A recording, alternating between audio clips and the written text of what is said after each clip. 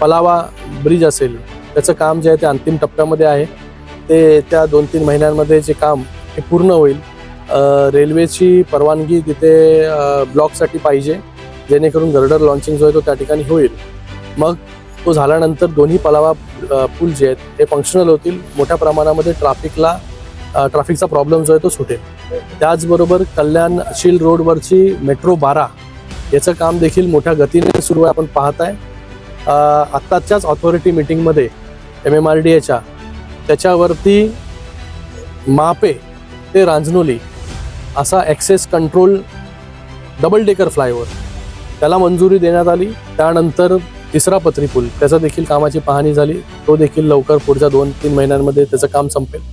आता आपण सेगमेंट 3 कल्याण रिंग रोडच्या तिथे आहोत आणि याची देखील पाहणी झाली. याचं काम चालू आहे. त्याच्यामध्ये लँड ॲक्विजिशनचे जे प्रॉब्लेम्स काय प्रॉब्लेम्स आहेत त्याच्यावरती चर्चा होईल आणि ते लँड ॲक्विजिशनचे प्रॉब्लेम्स देखील संपतील.